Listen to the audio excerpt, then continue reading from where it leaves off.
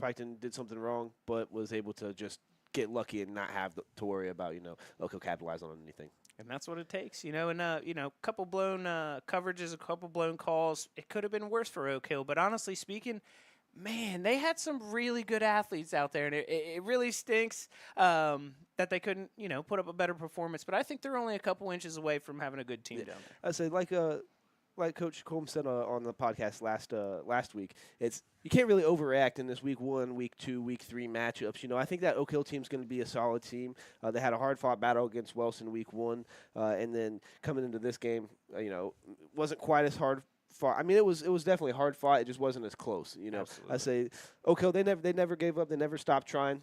Played all the way through the entire game. They definitely did. Didn't really show that they were frustrated or down on themselves. I'm sure they were. Anytime you lose pretty heftily like that, you're upset. But they did a good job keeping their composure and just playing through it.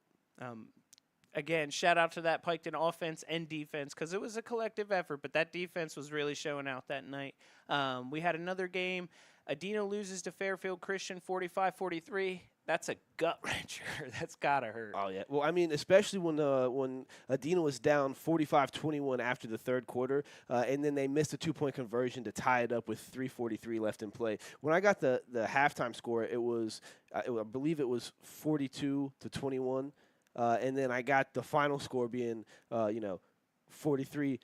I was like, how? How did that happen? What a turnaround. And honestly, we would love to hear more out of Adina. Stat-wise, fan-wise, we want to know what's going on down there. We're getting a lot of support, and we'd love to get it from you guys as well. Honestly, somebody we missed on Adina, just give a little shout-out to him, was Ashton Ward. He might be on the free agency in our fantasy league. Yeah. I had to double-check on that, but he had 3 touchdowns last night. So that was – or not last night, on Friday night. This is big time. That's a lot of points. Absolutely. Next up is Huntington. They lose to Eastern 31-14. I talked to some people out there. They ran into a buzzsaw. Eastern had already scored over 70 points through the first 2 games. They were already clicking on all cylinders. Huntington has been kind of shooting themselves in the foot recently. It was nice to see DJ Croker out there finally getting on the board and just honestly having some pretty big plays. All that being said, it's really tough when you keep a team scoreless and then when you kick it off, they score, they kick it off, you fumble it right on the 6-yard line, you give it right back, and all of a sudden it's a scoreless team has 14 points. Well, so that's something that you said it's a good thing that DJ finally got on the scoreboard. That was just good for Huntington in general. They had that goose egg week 1. I think they're another team kind of like that Oak Hill team. I think they're going to get better as the season goes on. Don't count them out yet. It's only week 2. I think that they're just a couple. They got a couple things moving. If they can get everything to start clicking, I think they can start winning some football out there. That's a lot of great players out there. They really, really are. So I'm excited to see what happens for them for the rest of the season. I know it's a slow start, but they can still have some fun. Yeah, absolutely. And then DJ, he had 2 touchdowns. He had a touchdown run and then a 63-yard touchdown reception. So, he's a dual threat back there. I see a little bit of LaDainian Tomlinson. I was thinking a little AP, bit of do one everything. of my favorite receiving backs of all time, but Minnesota Vikings fan. Love it. Last up is we'll say last up before we get to the juicy one because we got somebody great for you coming up here. Paint Valley loses to West Jefferson. Again, really tough team to play. They were just really pounding the ball, rushing a lot to try to open up some deeper passes that kind of came. Things got a little bit out of hand, but they really did put in a good effort, especially through the beginning. Couple errors, and next thing you know, it's a couple points on the board.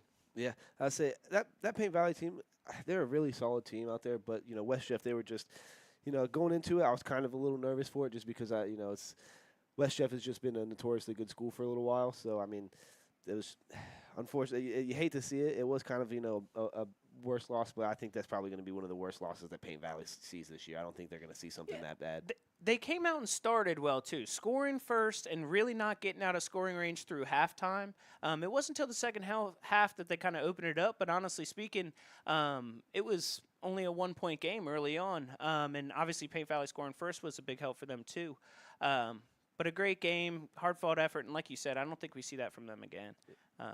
Last up, we see a Waverly game. I think we might have somebody that might be pretty good at talking about the Waverly football team. But they're coming off a nice win of 42-28. Obviously, we're going to be having Jace Hurd on, and it's going to be fantastic. Yeah, I'm gonna personally ask him why he likes to just destroy my soul and just run and just destroy my defense. Just absolutely go wild all over my defense. Well, I also kind of sit there and I'm like looking up the stats. I'm like, man, that's really sweet. Well, when I have some Waverly players as well, I'm like, can you save some for the rest of them? I'm like, jeez. But he's going to be on, and it's going to be great to talk to him as well. Yeah, but also just to go back to that Piketon game, we didn't really get into like the actual offense, the offensive juggernaut that kind of happened. You know, you had Luke going 13 for 18, only 5 incompletions there with 228 yards, 3 touchdowns, and a touchdown run. Buddy Wilson, that was one thing I said. I was like, it doesn't seem like he's getting a lot of touches, but he is maximizing. So I was surprised to see he had 11 carries for 107 yards with a receiving touchdown. And then one of the biggest shocks to I think all of us was the 2 interceptions, the 56-yard pick six by Gavin Blanton. It's just that was honestly those are some of my favorite plays. It's just the defensive plays. I just absolutely love a defensive match, and I just wanted to go back to it and kind of touch a little bit on that as well. Man, and if we can even go like. I was talking to Buddy about it after the game. I was really interested in how he was able to match up. I'm not sure the player's name for Oak Hill, but he was 83. He was a big old tight end, a big old boy. How he was able to really create contact at the line to where he was never really able to be a part of the game, which I think is huge. It's not always, the stuff that Zane Brownfield obviously was out there on defense beside him and just everywhere. So it's sometimes there's not a lot of stats to go around. I believe that tight end's name was Gage Farfar. Just a little shout out to him. But and I'm telling you, they were fighting down there. It's just sometimes you see somebody wants it a little bit more, and it seemed like Buddy did, especially on most of those routes. Well, there's about 3 – you could count 3 plays. If they just go different, well, that's a 34-21 game. Absolutely. And that's just if those 3 plays are the only thing, and not counting the momentum you get from those 3 plays if they do go right, I could even feel from us, being invited by Piketon, like, we're kind of rooting for you, obviously. Yeah. We're the fans that are around us. We're getting into it, too. But it was gut-wrenching, some of those drop passes and things that they had. And, again, we are SVC podcast. No hate to Oak Hill, but we definitely were rooting for our SVC schools. Fair is fair. I did see that Blanchester got a win this week as well. I like that coach. I like those players. I'm happy that they got their first dub of the year as well. Absolutely. I'll say after that Blanchester game, I walked up to one of the coaches because we saw a lot of good sportsmanship from a couple of the linemen. So I made sure that their coach knew, hey, this is something I saw. I want you guys to give them props because sportsmanship is something that's just kind of a big deal. You don't see a whole lot of it going on nowadays. Especially when you're taking home an L. You know what I mean? You don't want to say it like that, but it's the truth. It's really hard to be proper in a time where you're upset because nobody likes to I'm lose. a sore loser. Me, I think everybody on this show does not like taking L's, and that's why we don't do it often. All that being said, we have a lot of great stuff coming up. We've also got Vinton County's coach coming on. It's going to be fantastic. He's awesome. Just getting to check up with him is going to be great. And then in the end, we get to bring back somebody that was on an earlier episode. We call him The Will. He's got a lot of things to offer and stuff like that. But jumping back to our first guest, who I am extremely excited about because he's coming off of what we would like to call a hot cake of a game, Jace Hurd. How we doing, buddy? Oh, great. Dude, I'm telling you what. I've got a couple players on Waverly that aren't you. Can you possibly save some for the rest of them? I don't call the plays, so it's kind of hard. I'll tell you what, man. I'll tell you what. It's absolutely awesome to see what you're doing out there. One thing that I wanted to talk about first was last week you came out. You had a good, solid game, but you said you wanted to come out and make a statement this week. What was your mindset coming into this game? Because you definitely did. I was upset with my performance.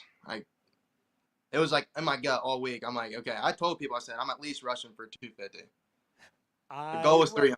I love every second of it. I've heard your preseason calls. I know you want 1,500, but I really like when people aim for the stars because if you look out that window, that's the limit, buddy. But moving on, I also like how you touched on your offensive line after the game. How did they look week 2? Oh, they made it down the field. They got to the second level. It was, I I think this week's practice really set a standard. We were pushed to another level, I think. I mean, honestly speaking, when you come out and you can do good things, but you're not happy with it, going back, getting through that week of practice, I've been there, but looking over the tape and things, it looks like you figured out what was wrong and you made the adjustments. Does that come from coaching or just consistent repetition in practice? I think it's a lot of both. Yeah. The coach give us pointers, and then us doing it over and over and over again, which we probably run close to, I don't know, maybe over around like 100 plays in practice. I love it. Just Yeah. repetition, and it helps. I think Consistency is key. Yeah.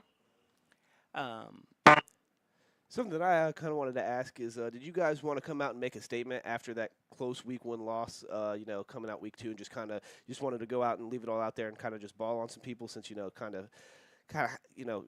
such a hard loss there at the end. Only losing by like, I believe, what was that, 1 or 2 points? Was it?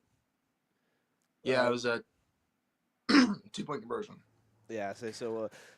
Going into this week, I said, did you guys just feel like you had something to prove after you kind of maybe took a little bit of a misstep on week 1? Yeah. When I feel like we didn't get out good film, and that film really represents your team. And coming out, making a statement, showing everybody we're not who we are on film, really helped. Prove them wrong, man. And to be honest, when people are on the show, like speaking of film, I was kind of watching some of yours, and something that I saw, and I like making player comparisons, was LaShawn McCoy, who is the franchise leading rusher for the Philadelphia Eagles. Fantastic player, one of my favorite being from Philadelphia. And then Le'Veon Bell. The reason why is because I feel like you have a very elite ability to almost slow up, use a good field vision to find the proper route you need to go or proper hole you need to hit. Where does that come from? Is that repetition? Were you just born with that? Is that God's gift? Because you really can just stutter and just find the perfect way to go. I don't know. I've had it ever since I was little. Yeah. I was played the same position since I was 7 years old. And I've always been able to see the field really well. And I kid you not, I was looking at my film. I'm like, honestly, I didn't even remember seeing that guy there, so I don't even know why I cut. It's phenomenal to me because I always felt like LaShawn was the same way. There would be a defender there, and he had this very good ability to just almost be in front of him and then be beside him in a split second. And I see that so much from you. I just wanted to definitely see, do you model your game off for anybody? No, not really. Yeah, because to be honest, again, I was looking for player comparisons. I couldn't find a lot of them. With LaShawn McCoy and Le'Veon Bell, I was maybe thinking of somebody that's in the league right now, and I really didn't see people like you. So I really respect your game, and I like what you're doing down there as well. I always like to also ask what people do in their free time. How do you loosen up? What are you doing for fun? Oh, I really honestly don't do much. Yeah. I hang out with my girlfriend and then with the boys mostly. So a question I had is, what's your favorite thing about being on the offensive side of the ball? Like, what's your favorite part about being a back? It's tiring. I'll give you that. It's really, really tiring. But I like scoring touchdowns a lot. Yeah, I figured it was going to be either scoring touchdowns or just making people look like a fool when it comes to like making them step out of their shoes. But and then also, what's your favorite part about football in general? Maybe like just like the grind, the practice, the bus rides, the team camaraderie. Like, what's your absolute favorite thing about football that's made you stick with it from 7 until now? Being with the team. I really like being with the team. And then, of course, honestly, I do it for the community. Little kids come up and they look up to you. And that's a good thing. I mean, absolutely. I say that band of brothers is something that's real important. I mean, we don't, we're just talking about sports, but I feel like that's kind of one of our favorite things about it is just kind of talking about the community, having a band of brothers with each other, and just kind of, just having a whole bunch of fun. I say anytime you're having fun when you're playing football, you're going to be winning. You're gonna really enjoy it because it is just a really fun game. So I do like that. And honestly speaking, like you said about the kids, I'm glad that you say that because a lot of people don't realize when a 5-year-old runs up to you, like it could mean something to them. And we've actually had people on this show come back and say that they model their games off of players that were in their high school or middle school before them. And when we ask them who they model the game, they don't say a pro player. They say somebody that was in their high school. So I appreciate you taking time to realize that as well, man. Because at the end of the day, these high school players are a lot like pros to their communities, It's especially true. the younger generation. Especially around here as well. Yep. So what are you looking forward for the rest of the season? Winning as much as we can, and then I hope I get to 1,500. I can see it I'm a happening. goal-oriented person. I like setting them and I like getting them because there's nothing better. And I like that you're setting that goal.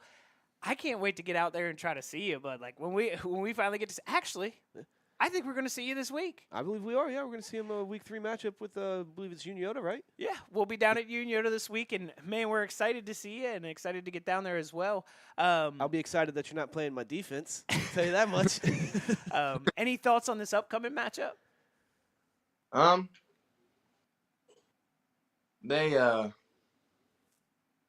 They seem like a really pass-oriented team, and then I feel like if we have our O-line do what we did last week, we're gonna be very successful. Only thing is, we can't go 3 and out on the first drive. Yeah. We got to set a state first one. And our defense, if they play like they have the first 2 weeks, we should be in good hands. Yeah. You got them thumpers out there. Absolutely. A couple of the videos I saw, I was like, I was watching guys getting ate up in a block, but actually destroying the blocker, being like, dang, that had nothing to do with the play, and I still felt that one. But other than Vinton County, because I'm a Vinton County guy, one of my favorite teams that we've been watching film on outside of the SVC is this Waverly team. yeah, That's great. absolutely. Again, there's we play a little fantasy football around here. It's absolutely fun, but again, I'd like it if you shared a little bit more with the rest of the squad, but it's fine. But no, man, go out there and eat, get everything you can, and get that 1,500. Yeah. How many receiving yards you trying to get this year out of the backfield? Ooh. Close to 500. I love it. Now is that If do you I like? Go Set ahead. up 2,000 yards. That'll be 2,000 all-purpose. Yeah, I said. Now, do you like being like a dual threat back to where you kind of can do it all, to where you're catching balls out of the backfield and stuff like that, or do you just prefer to ground it up 3 yards in a cloud of dust, or 4, 5, 6, 7, 8 yards in a cloud of dust? I like catching the ball. Sometimes I don't catch the ball. Week 1 I had 2 drops and I was upset about that. I love being how humble you are and the fact that like I had 2 drops, like I know the exact number of what it is. I love that, man. Yeah, I was not a big fan. I was not very happy about that. Hey, But- that's the good players, man. Yeah. So A a question I had for you is, when you got the headphones on right before the game, what's a song that you're listening to just kind of get pumped and get jacked to get you in that mood? Oh gosh. There's a few of them. There's a lot of T Grizzly going on. Hey, A lot of Fresh Out, I vibe, yeah. like it. Well, I like Fresh Out, but that's just my song. But I know he's got a new one out as well, or a new album, I should say, or mixtape. But I'm a big fan. Honestly, it all dropped back. Do you remember LeBron was in the gym lifting, and he was like, boom, boom, boom, boom, help, and it was like T Grizz first came on the scene. Do you remember that? I'll tell Yeah. you what, if you don't know it, look it up. If you need some respect for LeBron, that's one of the few cheesy videos that he did that I was like, okay, I see you. But T Grizz is definitely out here. I'm a fan as well, as you can see. Yeah, I like that. I like that a lot. Usually, when Clay and I were rolling up to a show to do a game day show, we're blasting Sirius, the Michael Jordan Chicago Bull walkout music. That's kind of our go-to. You got to have fun with it, though, my friend. But that being said, it was great to talk to you. We'd love to have you on again, and I can't wait to see you here on Friday, Absolutely. Looking forward to that 1,500. I'll get my bag for you guys. I love it. Yeah, love it. Glad that you're glad you're not playing my defense the next week.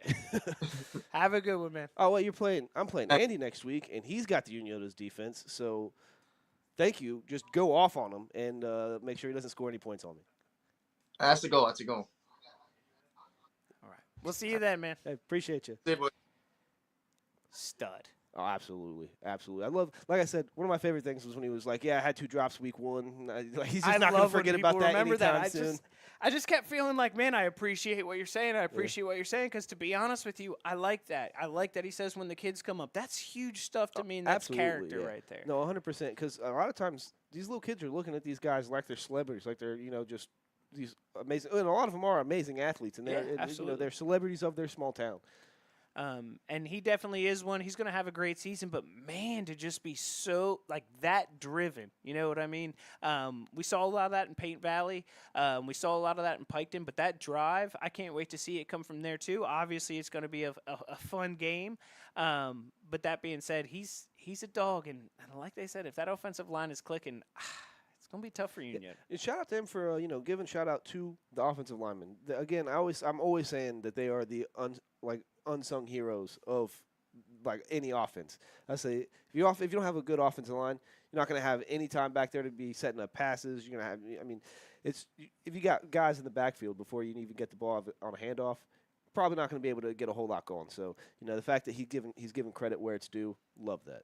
Yeah, and we saw a great offensive line for Piketon. There was a couple hiccups, but obviously getting to talk to the center after the game, you had to tell him you don't want to give up any ground, but when you're mismatched size-wise, which he clearly was, and only giving up an inch at a time, there's a lot of dog, and you're giving Luke back there a lot of time to figure out what he wants to do with the ball. Well, absolutely. I say something that I'm really excited for is to see this Waverly passing game getting full effect as well with how well they've been running the ball. Oh, yeah, absolutely. Lane Bear's out there. He's on my team. He had a great week 1. That's why I was saying share the love, maybe give me a couple more points next week. But I just love to see him doing well. The community got last year in basketball got behind him so much that even just being like a satellite community, it was really nice to be around and see how much they were supporting both what I would say Waverly and McLean, because that's who they played. But it was great. Some other scores around the league that we had. We got a Southeastern beats Madison Plains 27-6. We got Unyota beats Amanda Clear Creek. You have anything on that game? Yeah, I say only New Hoops breaking the single game passing yards record with 343, also having 3 touchdowns through the air. Caden Cutright showing that he's maybe Hoops' favorite receiver, getting 6 receptions, 167 yards and 2 tutties, as well as Ashton, I think is it Crace or Kraus? Crace? Yeah, with 5 receptions and 104 yards and a touchdown. The fact that these guys are, combined, they have 11 receptions for 260 or 271 yards is just crazy. It absolutely is. Obviously, thank God we got him early. Obviously, you got the one everybody needed early. That's a heck of a lot of points coming out of you. Absolutely. There's going to be another Cutright spoken on later in the show and some volleyball as well. So a little teaser there. We could go back a team and go back to that Southeastern game. They also have a Cutright. Caleb Cutright had 31 carries, 192 yards. Their quarterback, Joey, got a little bit of stuff going this week, having a little bit better week this week, having 85 yards and a touchdown through the air. Only he's 8 for 14, so only missing about 6 passes there, and then also rushed for 3 touchdowns and 54 yards. So he's a little bit of a dual threat quarterback there. I like it. There's some points there for Andy's superflex spot. Yeah, these dual threat quarterbacks, don't think that it's just like an NFL and college thing, because reading some of the interviews for the coaches around the leagues, they speak on quarterbacks that have good decision-making skills are some of the hardest ones to defend, which is actually something that a coach that we're going to talk to here soon said as well. And I think that's true. If you can get this dual threat, especially in a high school setting, it's a cheat code. No, absolutely. I say just getting somebody that is a good elite decision maker and has a level head and is mature for somebody who's going to be 16, 17, 18 years old is huge. Because I remember what I was like when I was 16 to 18, and maturity was not one of the way I would describe myself. Decision making was not my forte. Oh, I had decision making. It was just poor decision making. Exactly. But it's crazy to see what some of these kids are doing around the league, and just like you said, dual threats. I wish I had one. No, absolutely. I say to continue on with some of the scores here, we also had Logan Elm handing Westfall a loss there, 43-6. Didn't get a whole lot going on for that Westfall team, but that's because that Logan Elm team, as we saw in week 1 against Zane Trace, they are just an elite squad out there. So, again, don't get down on Westfall. I think that they're still gonna have a good season. I think they're gonna bounce back, and I'm looking forward to seeing what they do in week 3, especially coming off, see how they can kind of react after this 43-6 loss here. It's a tough loss, and last year defense was a lot of their woes. So I hope they can get out of it and kind of get it. They faced a good team, so when you face something like that, maybe they can come back, be a little bit stronger from it, be like, hey, we saw a buzzsaw, but that's we're getting back to league play here soon, and we'll be able to see some teams that we can kind of more easily keep up with. And again, can't stress enough. Week 1, week 2, don't overreact to these things. I say. I think that as the season goes on, they will be a pretty solid team. I think so too. Leading into Jackson. Yeah. Jackson runs into a very tough Ironton team. They end up wagon. Both those schools, wagons. Honestly speaking, good solid game from them. They kept it pretty close in the beginning. The only problem is when you have a costly fumble on the 1-yard line, it's just going to change things for you, especially when it's your own 1-yard line. You know what I mean? So they tried to get a couple things started, couldn't really get it. But again, Ironton, I don't think that I would want to play them myself. I'm 26 years old, and a lot of those kids out there, I wouldn't line up against. I say, and that's not to take anything away from Jackson too, because they are some big boys out there. But that Ironton team, I say, for as long as I can remember, Ironton has had a great football program. They punch in a couple rushing scores. They've got a couple things to look forward to. Again, we've said it twice now. It's week 1, week 2, you can't look into it. Get into the conference play, figure out your roots. You're already playing some good teams, maybe some teams that make you feel better about yourself, and come in and play some real football and get back to the teams that you're used to. One of my favorite things about that game is that it's played on a Saturday, so it's got that big time, big game day feel to it. So I heard there was like 3 games out there that Saturday. Yeah. It was like a whole hub out there. And then it did kind of get, it was a pretty close game because I was watching a little bit at the Cozy because our co-host Clay Harcher just had it on out there while he was working, but I was watching a little bit of it out there, and it seemed like it was a close game until later, and then it just turned into about a 2-3 score game at that point. But up until like the third quarter, they were really neck and neck. We're seeing it from a couple teams. If you have a costly turnover near a touchdown or after a touchdown, and that team is able to get 14 points in a matter of a 2.5 minute span, that is debilitating for any team. Oh, absolutely. I say if you do not win the turnover battle, it's hard to actually win the game. Like winning the turnover battle was huge. Like Vinton County playing Unio to week 1 had 5 turnovers and still only lost by 1 point, and that was on a blocked extra point. Like that's just crazy. The fact that they can be so negative in the turnover column and still keep it so competitive. It's one of the reasons why I just absolutely love my hometown. Is just because there's no quitting them. Yeah, no quitting them at all. I love to see it too. I can't wait to get out there as well, and I can't wait to get to talk to the man we have coming up here soon as well. Oh yeah, absolutely. I'm real excited to talk to him. I've only met him a few times, but I'm really excited to get in there and kind of pick his brain. Yeah, we do have one more game that I was looking at, and it was McLean, which was a pretty good and interesting game. They had to travel like an hour away to get up to this one. They end up beating Northwest 14-13. They both came off really good week 1s. McLean tearing up Adina. Northwest won like 38-0 in their first game. It made for a great game that McLean ultimately came out and won. All the scores came in the first half. They held the lead until the end of the game. But all that being said, it was Northwest scored a touchdown at the very end of the game. And sadly enough, I wasn't able to determine whether or not it was a missed 2-point conversion or a missed field goal. But they had an opportunity with about 2 minutes left in the game to tie it up and or win it. But they weren't able to do it, and McLean walked away with the victory. So now, you personally, what are you doing in that situation? You got a chance to tie it, you got a chance to win it. Now that I'm learning more and more that there's not enough soccer programs around these areas, I go for the dub. See, me personally, as a guy that grew up watching Adam Sandler's Longest Yard all the time, we always go for the dub.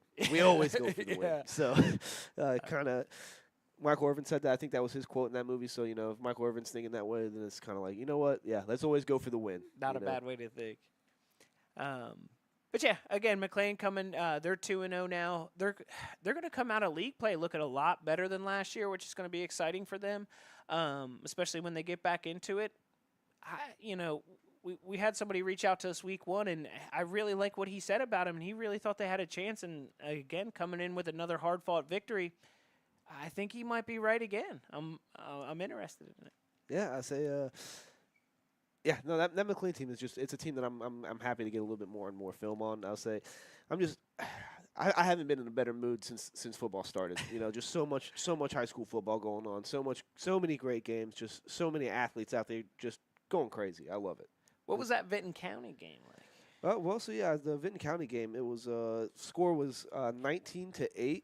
I believe Circleville scored first, and then Vinton County kind of rallied and came back.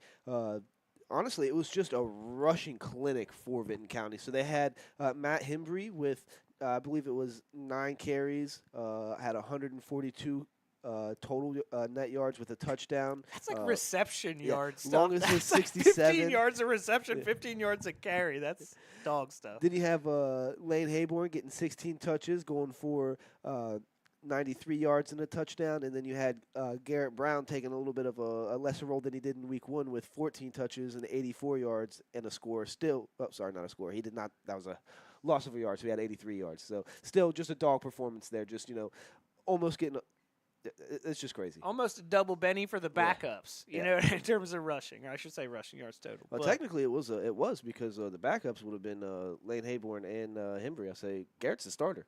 Love it. Yeah, so. Love it. Yeah, so they didn't get a whole lot going on in the air. I believe they only had about 27 yards passing, but that's not to take anything away from them. It's just. Do you know what I like, though? I did notice one thing. When you look around these leagues and you have these star players like a Zane Brownfield, like a Buddy Wilson that we saw, they're high-quantity players. They play a lot of plays, obviously on offense and defense. I like that he's spreading that ball around. If you're going to be a rushing team, I feel like it's difficult on some of these kids. You're 16, 17, running the ball, between 22 and 35 times. If you can have some other people to take that workload off, it's just going to make the entire team better. And they're pretty lucky to have 3 people that would be able to have that much rushing.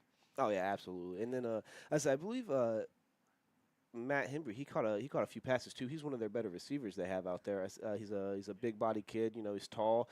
Say some of my favorite prototypes. I said it all the time. A bunch of times watching the Piketon Oak Hill game. I believe Oak Hill had a receiver. His number was 12. I think his last name was Davis, and he was just 6'2", big-bodied guy. He could go up.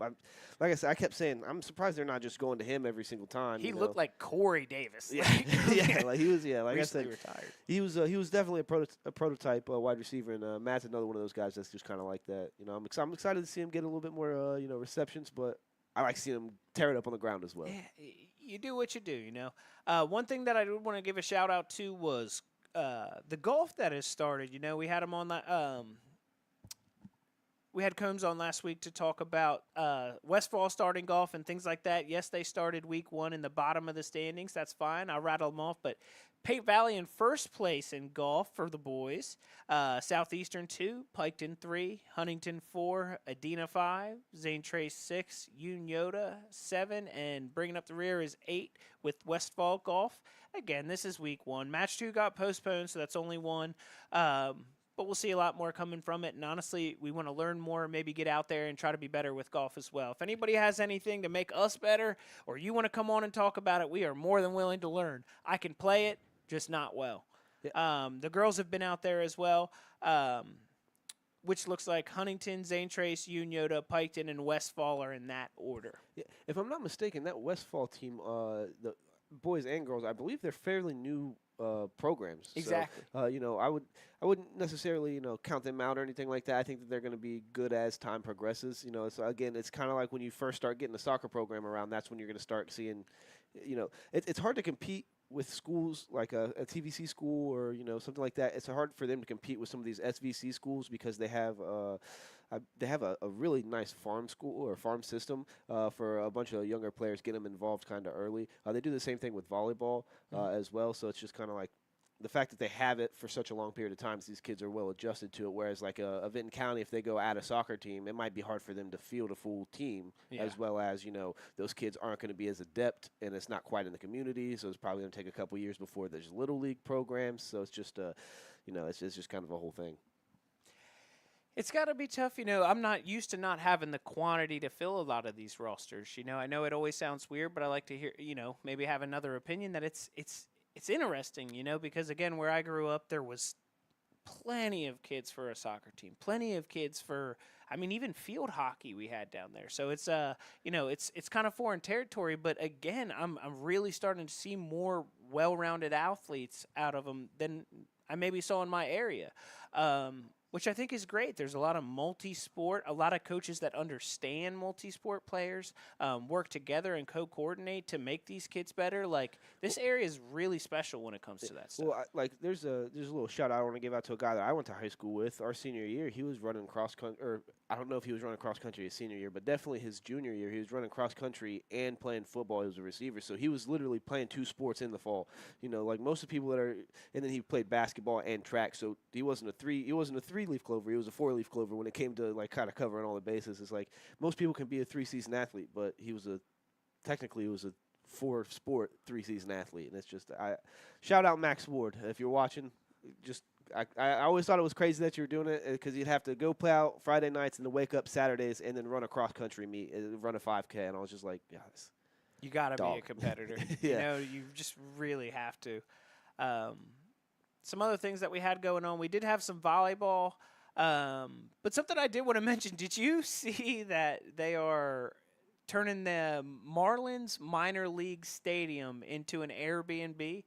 And it's not like a janky stadium. It's pretty stinking nice. Yeah, I did see that. It's $5,000 a night. I'm just saying, if somebody ever wanted to support us and send us down there to stay in the stadium for a night, we would be more than willing.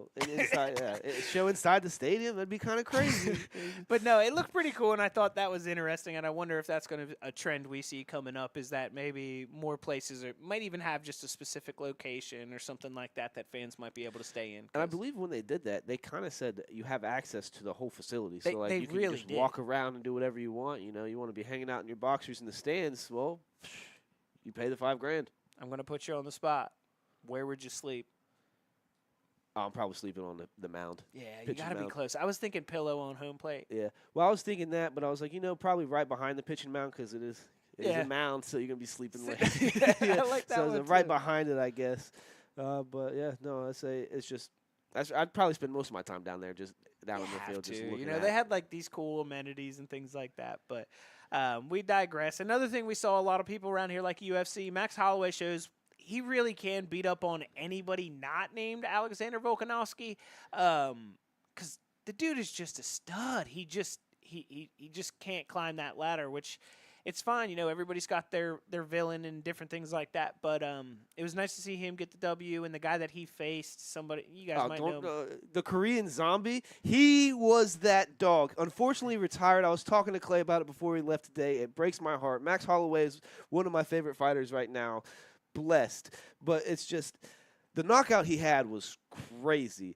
And then Korean Zombie, he always leaves it out there on the field, in that ring, the squared circle, every single time he goes out. And the UFC has taken a real loss by losing him. I mean, he did say he had a lot to prove. He proved a lot, and it would just kind of be selfish for him to try to want more and prove more. But shout out to Korean Zombie. I loved watching him fight. I love watching all his old fights. It's just an amazing guy. I mean, it's tough for some non-fight fans to understand that there's people that consistently can face great opponents.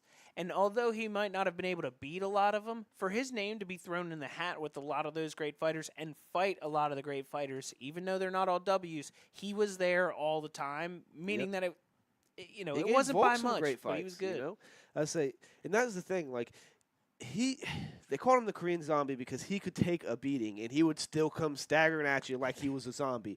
So, I mean, he was just, again, can't get over how much I'm going to miss this guy, watching this guy fight. Just a truly great competitor. And jumping back to Max, being from Hawaii, obviously coming out there with a little bit of spirit behind him with everything that's happening down in Maui.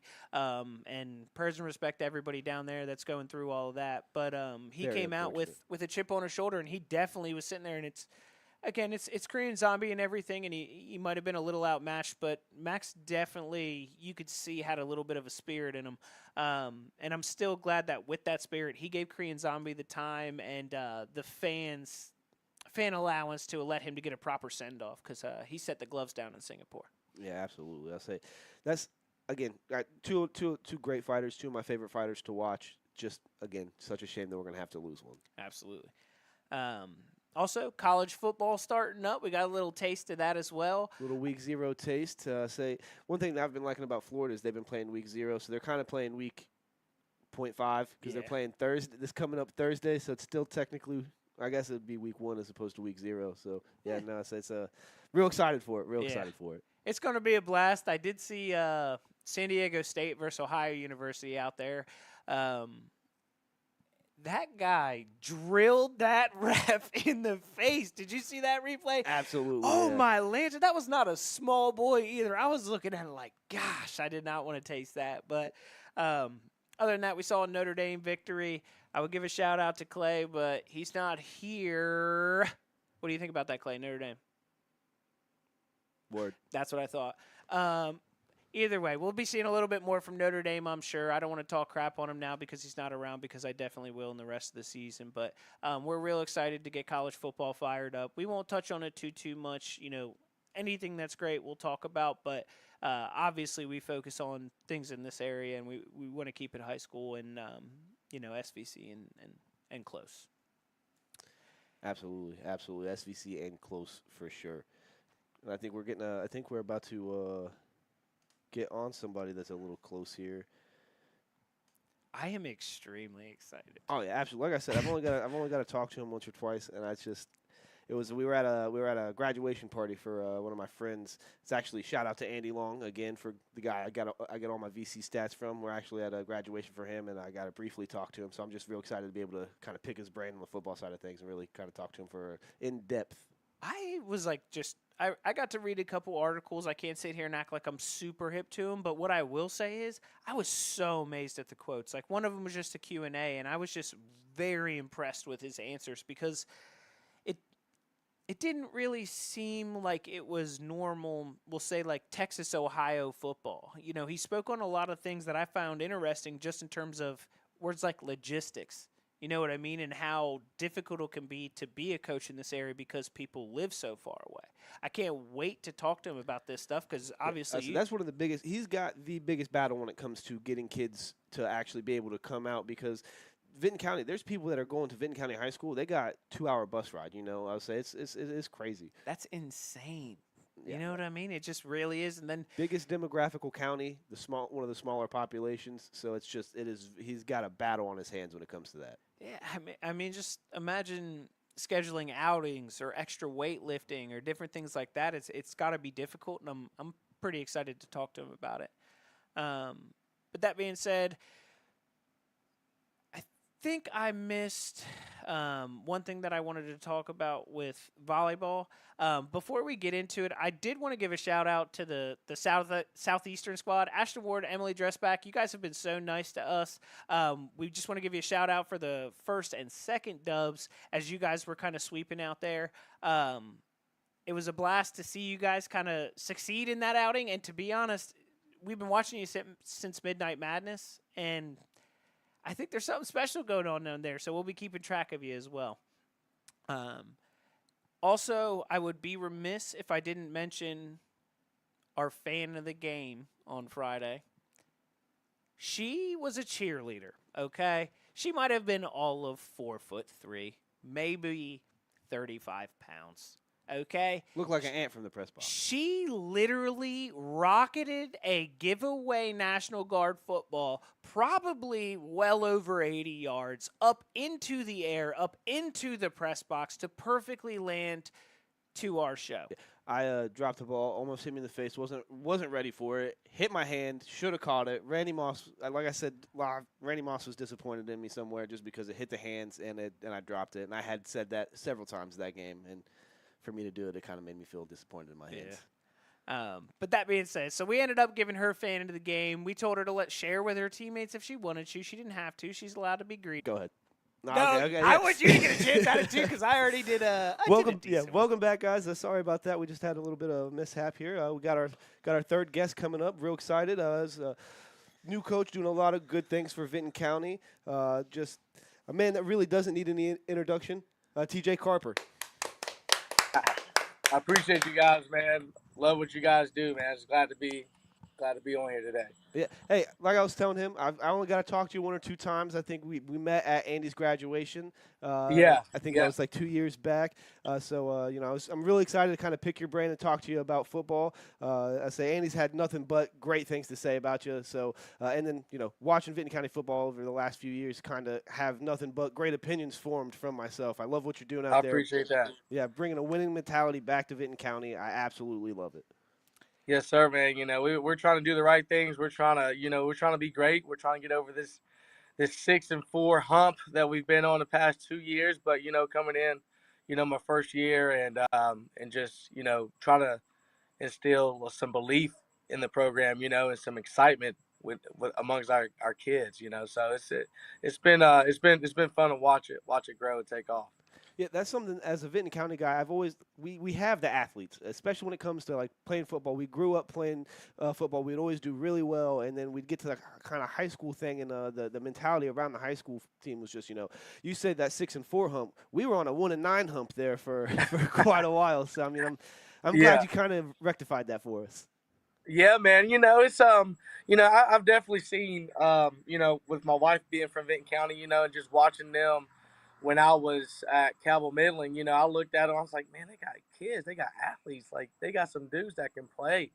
I've never really understood why they could never really, get over that hump of, just the losses. You look at the basketball program over the past 20 years, it's the same kids that, are winning in basketball, but not winning in football. And, it's just like, what's going on? Like, how can we, bring that winning culture to our football program? And I think, coming in, it was just about believing them, believing in themselves and believing that they can actually do it. And that's one thing that, I talked about, that I still talk about heavily is just you guys have to believe in yourself. You have the ability to do it. You have to go out and do it. You have to go out and execute. You have to go out and trust the guy beside you and play for each other. So something So that I feel that kind of attests to that is the fact that you guys did have, you were -5 on the turnover differential in the first game, and you guys still only Yeah. lost that game by 1. So it just kind of shows that these kids are still believing in themselves. They're not getting down on Yeah. themselves. Really well coached out there. You Yeah. guys are doing amazing stuff out there. Yeah, man. It's like we were that first game. I think some jitters, stuff like that. It's just some mistakes. Some little tiny errors that you have to fix, and us losing that game by 1 point is like wow, like this is where we could have been. If we didn't have those mistakes, if we didn't turn the ball over that many times, we're looking at scoring almost 50 points in the first game. So and in this past Friday, we had a bunch of mistakes in the red zone with penalties. We actually, took care of the ball, but we get in the red zone, we have penalties. So right now it just seems like we're kind of hurting ourselves in certain situations in the critical parts of the game, that we have to fix. And I think the boys they want to be great. They want to go all out. They want to be 100% gung ho about things, and I think that's just a little bit of it. So hopefully going into Trimble this week we can clean up some of that stuff. Yeah, that's something else that I'm starting to see that I'm starting to like more of is that you guys are playing a lot more of your TVC Hawking foes as opposed to just keeping it in the TVC Ohio. Because I remember it was always used to be 5-5, 5 non-conference, and then 5 of the TVC Ohio. So I really like that you guys are going back and forth, getting a little bit of Trimble, Federal Hawk, which we played a couple years ago when I was in high school. So Yeah. The Trimble game for us is a big game for us because the historic. The history about with that team and Coach Ferris, so you look at a really great program in the Hocking division, and we want to play the best around. And Tribble, they've been great for years. So it's going to be a big game for us. I'm looking. I'm excited to go over there. I'm excited to kind of take in the atmosphere. I see it on film, and it's like, goodness, they got like there's no seating, like it's a standing room only. I want to go into a hostile environment where I got to fight my way out. So. And I think that's what it's going to be this coming Friday. It's going to be fun. It's going to be electric, and I can't wait. And speaking of standing room only, I feel that you guys in Vinton County there are just moving towards getting back into just having such electric crowds. Because I remember like back when I don't remember it. My cousins were always telling me about it. Back in the day when they were going like 10-0, 9-3, that at that old stadium, it was like the whole county was there. And that's just I feel like Yeah, that's something you guys are working towards, and that's it's one thing I just can't praise you enough on. I just love what you're doing over I there, man. appreciate it. Yeah, man. It's the energy. It's electric, and we actually brought back like I call it a Viking walk, where we'll walk through the crowd, out to the tunnel and come out the tunnel. I thought that a lot of the older generation they were like, man, that would be so cool to kind of do something like that, like we used to. And I was like, man, that would be kind of cool, to kind of go through the crowd and walk out and then run out through the tunnel that way. But when we were walking out, there was a line all the way up to the high school gym to get into that game, to the Uniona game. Mm. And one of my coaches turned to me. He's like, "What?" Yeah, that's one thing. It's just fun, man. It's just fun environment, electric environment. Got the Dude, I'm fireworks bringing and that stuff attitude like into that. my Monday morning. He said I would You go know? somewhere and fight my way out. That's going to be me fighting through my 8-hour shift tomorrow. Something else I thought that I like that you guys did is the player running out with the axe now. I think that's something that's Yeah, really cool. Gives that a little bit of Viking mentality. Personally, I'm going to start a petition yeah. to get that stadium named into. It's going to be named Valhalla. That's what I'm starting a petition for. Like Valhalla, it. yeah. I'm trying to get like a skull chant or something like that going, like the Minnesota Vikings have. Huge Like that would Minnesota be really Vikings cool. fan because I went to Vinton County. I would absolutely love a skull chant at Vinton County. Yeah, I'll go start it yeah. right now. We need to start it. Now you got me hyped up, but one thing I wanted to talk about before I get a little bit more excited about some other things is one thing I realized growing up in Philadelphia and coming out here is it's pretty crazy how far away each school is from the other schools and Yeah, how far kids are from the actual high school. I read something where you kind of spoke on logistics being one of the hardest things about Ohio sports, yeah. and I feel like I've never heard a better word to describe the problems. Can you speak on some of the things that you do to help kind of bridge those gaps? Man, yeah, like the logistics of just getting our kids there is a struggle, like almost every day. Like I have kids that, live in Allensville. I have kids that live in Wilkesville, and those are like 40-minute drives. And what I do with my staff is like we have staff that will go get them. I'm like, there's no there's no excuse to miss. There's no excuses to miss or anything like that. If a kid's gonna be late, we'll go get him. We'll start practice a couple minutes later. So one thing that I do is my staff they'll go out and they'll get these kids, especially like your freshmen who can't carpool or something or can't drive or whatever like that. I think But that our speaks parents, volumes to you guys just because they weren't doing that yeah, stuff back when I was in high school, and it's just you guys are putting in the extra effort, really showing that you care, and really, yeah, giving back to the community and these kids and making sure they have every opportunity to play. I yeah, love that. man, yeah. That's what it's about. If we're not helping our kids, then why are we in the profession? So it's about them. That we got to put them first all the time. If they're not first, then then you may not need to be a coach. And I At take least that not on very the high serious. school level. This is like when it's all about Exactly. the kids. Yeah, it's all about them. Without them, we have absolutely nothing. So, it's going to always be about the kids when it comes down with me. And So I think that like every good coach or every good coach player relationship I think starts with trust. And when you spoke on yeah, coming in and changing a 1-9 mentality to a now 6-4 and give it another 2 years to, a 10-0. But that being yeah, said, man, we working. we'll get there. But that being said, it really speaks volumes because I feel like you have to come in and you have to put trust in those players for them to even Yes, be sir. able to trust in themselves. Is that something you picked up from Marshall?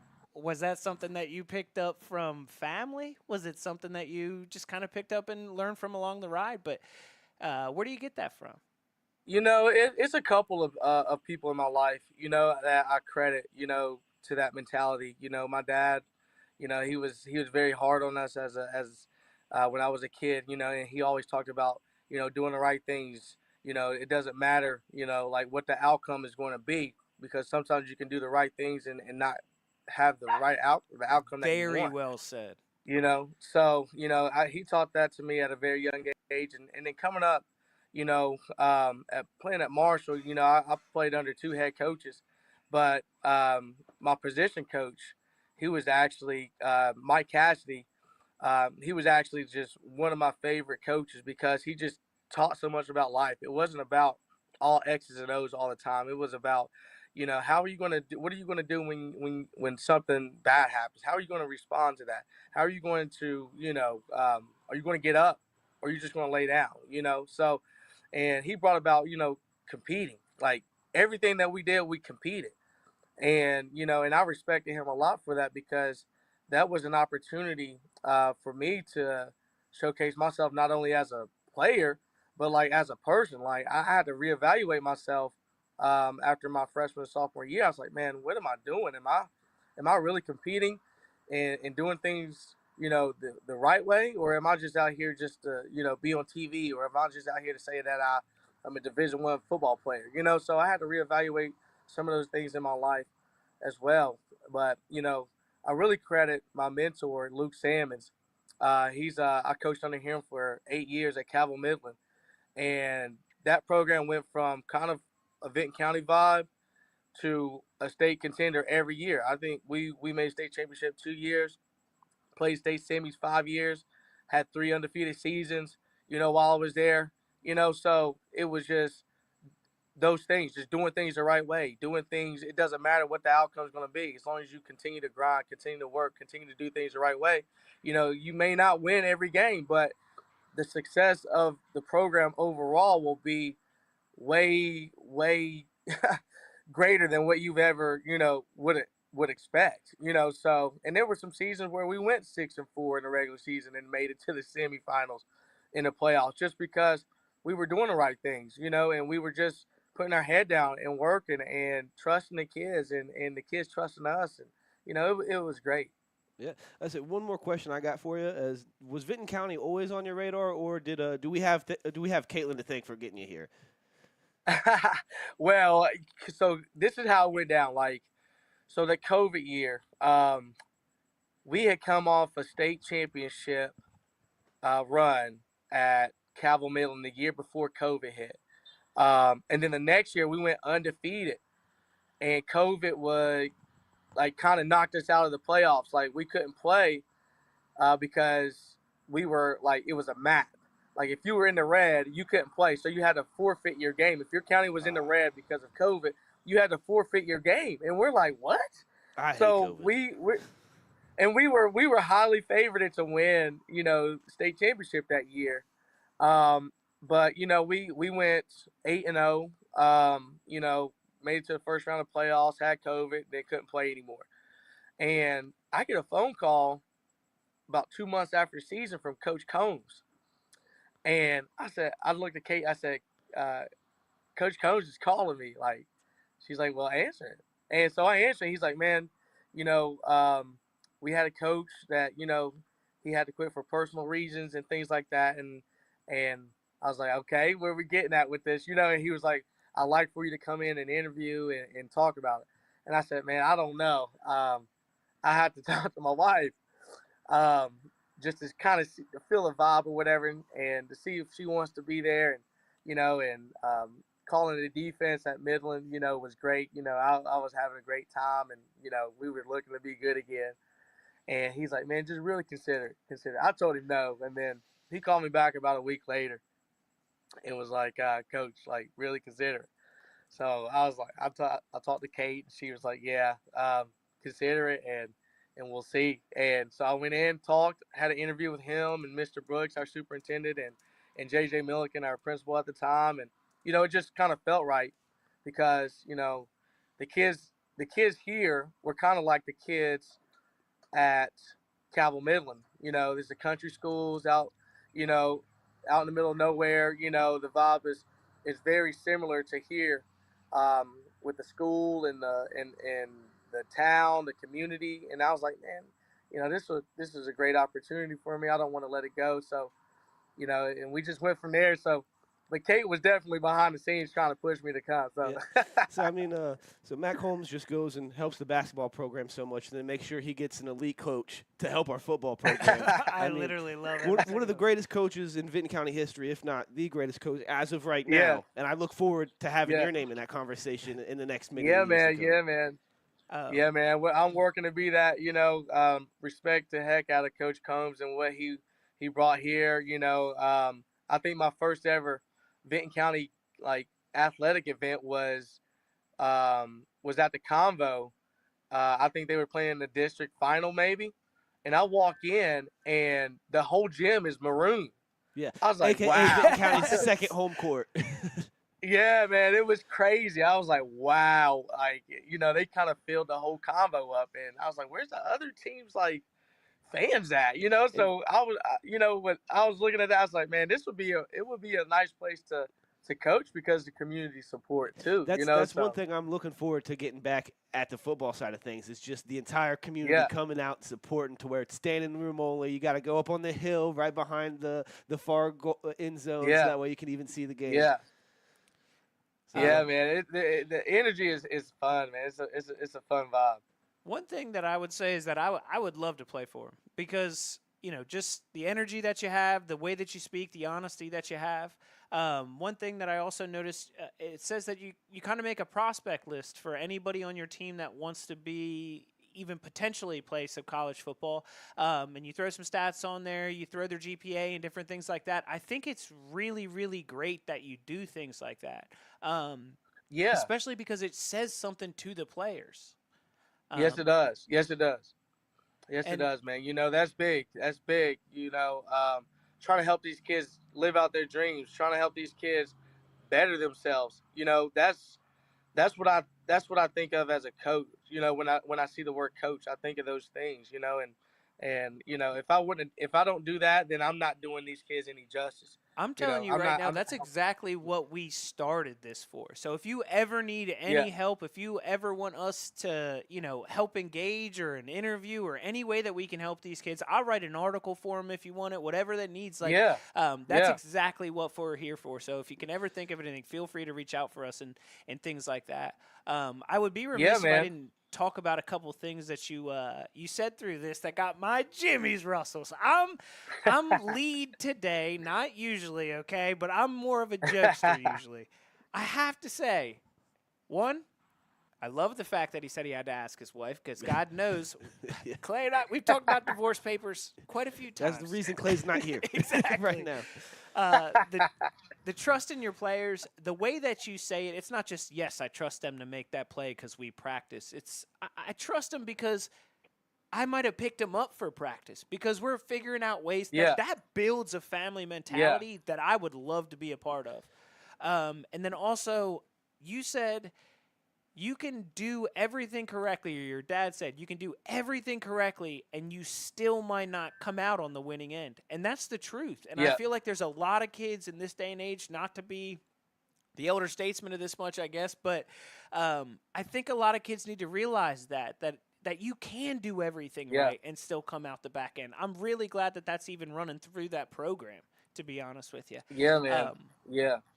And I don't mean to just keep talking. I have loved everything you said today. You are Like I said, I'm trying to keep myself contained. I say anybody that gets signed off on by the Andy Long, and you will only hear me refer to him as the Andy Long. Andy Long. All right. That's a story from another time. You'll have to ask him about it. Yeah, man. I'm gonna ask him about it for sure.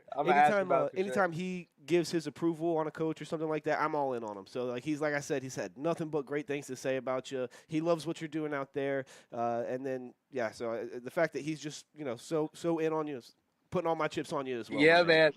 Yeah, man. I appreciate that coming from Andy. Like when I first got here, I wanted to have a young staff with guys that were from here. Guys that can relate to the kids, and Andy relates to these boys.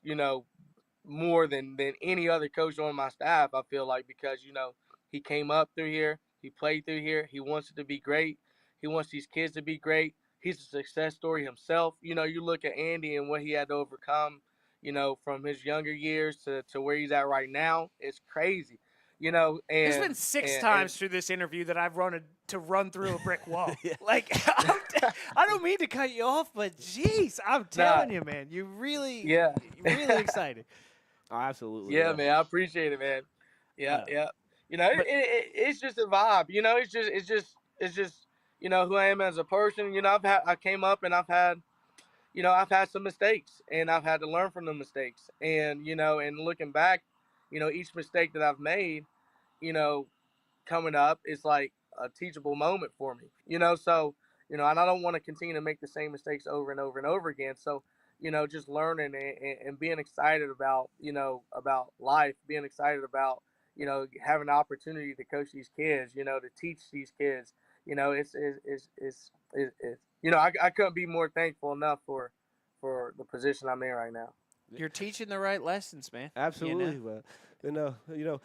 Glad to have you on here. Won't waste any more of your Sunday. Love to have you back on. And, You're good, man. Yeah, congratulations on that. We gotta gotta get out keep there. me I gotta meet you congrats. in person. 100%, Like, yeah. I'm Yeah. excited. I'm ready to go to a Hey. Vinton County game for us to call one. I wanted it to be That's that what I first mean. week. We gotta get but, out there. Yeah, Yeah. absolutely. Yeah, come on, man. Listen, the door's open. We'll roll out the red carpet for you guys, man. We I will, love it. for It's gonna be a sure. maroon carpet though. Gotta be Maroon, yeah, maroon, yeah. We got to take that red one up this week, so. Thank But- you Yeah, so this much week, for yeah. coming on. man. I'm telling Yeah, you brother. what, this He guy was got my Marshall. He's Jimmy's now a ruffled, Viking. man. TJ Carper. I love it. Appreciate you guys, man. Thank y'all Appreciate for you. having me. No problem at all. Thank you for coming on again. Look forward to having you on again, my man. Yes, sir. Anytime, brother. Such a great conversation, man. A I lot of things that he said that I feel like a lot of people could learn something from. kind of And ran over on time there. Don't feel bad about it at all. I Don't feel when bad we about it at all. started the love show, it. I told him, I was like, there is no way I'm going to be able on top. When were we Yeah. supposed to stop? How many minutes ago? Probably about 10. But 10? Yeah, maybe. How would we Or have 5. ever done that interview? know, that dude, was I the couldn't coolest stop. interview I couldn't ever. stop. I'm I was horrible so at this. excited. Where's Clay? Yeah. I All mean, I right. would have kept going. I would have tried to keep going if you played us here. I couldn't stop. That Great was a conversation, Really, man. really cool guy. We got another really cool guy coming on. One of my best friends in the entire world, and I'm not just getting him on here because he is my friend. He really is a wonderful person to talk to. He's very well spoken, but he has the ability to speak from a couple different angles. Having been a coach, having been a teacher, having been a referee, A lot of having been a perspective. successful player, as well as a super fan, he can speak from all angles. And, he might be laughing right now about it, but I'm telling you what, he really does give a good point of view, and I'm really interested to talk to him. Everybody give it up for The Will. Thanks, guys. How y'all doing? Will, why do you look black and white? So we just moved yesterday. So every, house full of boxes, bags, etc. I am currently in the garage, which was the quietest place I could find. That's where I film the hype tape videos that we put out every week. In my garage by myself. I'm just glad to have you on, and we can rectify what happened last time. Get you a full interview this time, so that we don't get cut short. Listen, I thought I was doing so terrible, y'all just cut my mic. We've You're- been losing you're not sleep deserving. over. We keep asking till we're like, "Hey, man, he doesn't hate us, does he? He's gonna come back on, right?" So It was a great conversation. We're interested to keep it going. And again, I heard that there's an M. Night Shyamalan update. You don't have to touch on it too much, but how was Game 2? Game 2 was great. I feel like the last time I came on, I undersold him a little bit because he heated up in the fourth quarter this time. He was on my team. It was a broiling hot day. He loves to play at 11 a.m. outdoors for some reason, so it's about 12:30. Some guys are dragging. We got some 40 guys in their 40s out there, and he was like, "No, we're going game six," and dropped like 5 threes in game 6. Fair enough. ending He's the got a little series bit of with a a win. Game 6 sixth sense, might one say. Horrible. Don't put me on here. I was trying to think of a Klay Thompson Game 6 Clay reference, but I like yours way better. All that being said, one thing that we definitely wanted to talk about is just being a fan, being a referee, and kind of being part of the entire, picture of the game. It's it's all about the athletics and stuff, but there's a lot of moving parts elsewhere. Did you? I heard you had a little crazy experience here recently with a fan. Yeah. So in years past, I've coached a seventh grade AAU team. It's usually either a C team or a D team, which in like our era of playing, I don't think that even existed. I think it was just the A team. But anyway, Hold so the on, that does kids, speak on how many players there are down there as well. But yeah, go on, Will. yeah, and how, diluted some of the parents are as far as their athletic future of their kids. But anyway, so we've got a few kids who can play. A few kids who can play, a few, who haven't hit puberty yet. And we're playing in a tournament that's like an hour away. And for whatever reason, they give me I think it was an 8 p.m. tip off on a Saturday. Right. So some of the parents have been partying a little bit, it's real raucous when we get in there. So I'm in there with my kids. We're all standing around waiting to play because we're the next game. So I can see out of watching the game that's going on. I can see in the corner somebody's mom is screaming something at the referee. I can't really hear what she's saying, but I can see the referee talking back to her. They run down court, come back. He's screaming some more. The referee goes, "All right, that's it. I warned her. She kept going. The game's off." So he calls a close game. It was a couple points difference. Her son's team had to forfeit. He just calls the game. She tries to come out of the stands and attack him, and she's got to get held back by a couple of guys around. And so meanwhile, there's a kid down at the far end of the court. This all happened in the near corner. So down at the far end, there's a kid just sitting by himself in the bleacher, right where the subs sit. And he puts his head down in his hands and starts to cry. And it was her son. Like he's just so embarrassed by his mom going off. And this is something that we wanted to touch on. Okay, we're usually upbeat on this show, but the thing is, one thing I specifically told him I want to say is, I hear some ruckus out of these fans. These are real people. These refs literally have feelings. They are not a piece of meat. I swear to God. I've made like 4 mistakes since we've been doing this show since 3 o'clock. So I mean, mistakes are going to happen. It's just something that happens. There's a lot going on, and even recently around here, they had to cancel a varsity baseball game because the referee said, A, I don't want to do it between those two teams. 2, you have nobody else to do it, and 3, there's no reason for me to do it for the amount of money that I'm getting. And it's crazy to me to cancel anything. Imagine being any part of that, let alone the child that's in the thing. But I hate to see it, but we see it out here, and everybody listening, be nice to the refs. Just try to do the best you can to treat them well. But either way, I wanted to jump to the coaching side of things out the ref and then get on a little bit of a lighter note. But all that being said, around here, I noticed something. A lot of these kids have played together for a long time. They know where the other one's going to be on the field, the court. Cole Miller's talked about it. We had multiple guests. Something that I don't get to see as much of around our area and wanted to talk to Will about is continuity. I played thousands of hours of basketball with Will. We knew where each other was on the court at all times.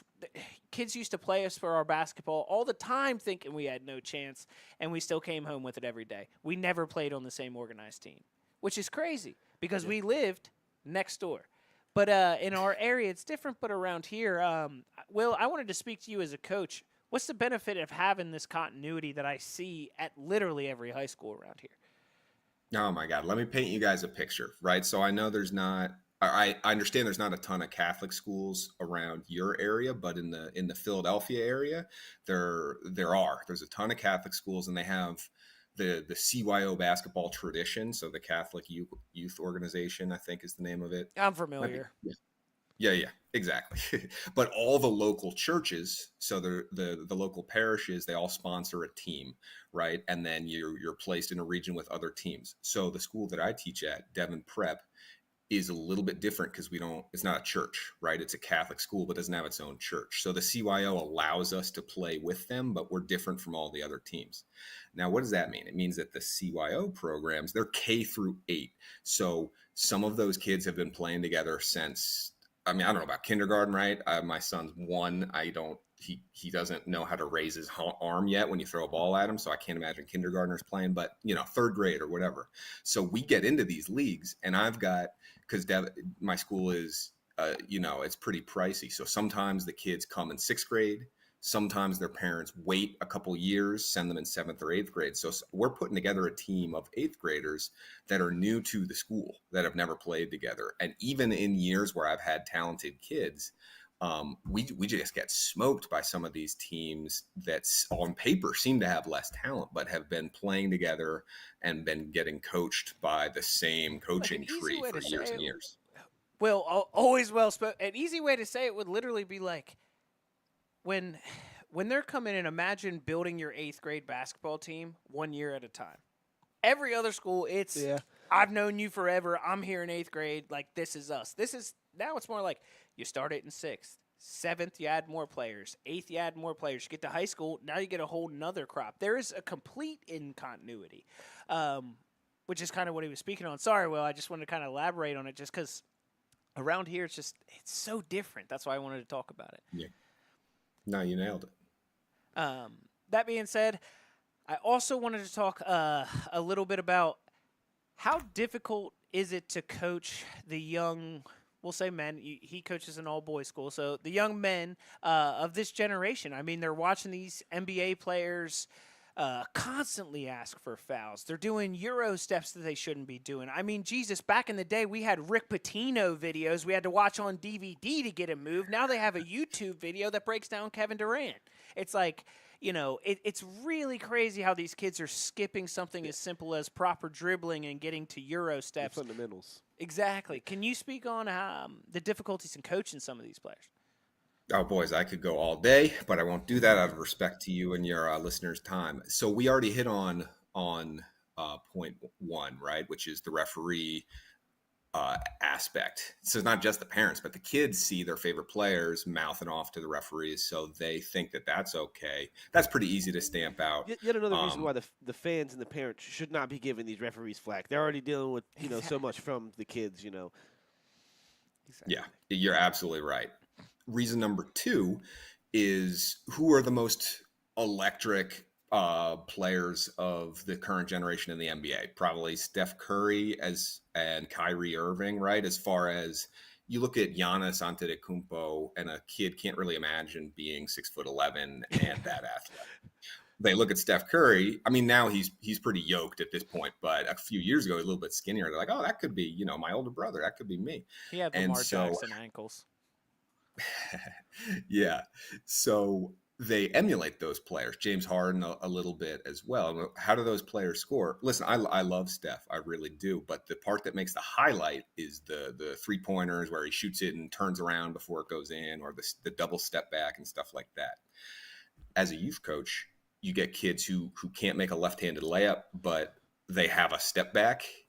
And it's really difficult to make them get them to understand that the step back jumper or the fadeaway or whatever the case may be, that's the icing on top of the cake. You got to have like the bread part of the cake, right? Which is layups, getting to the rim, stuff with a jump stop, going off of 2 feet, like the stuff that's not quote unquote sexy, right? It's tough to impart the importance of that to the kids. They want to come in and they just want to jack up threes.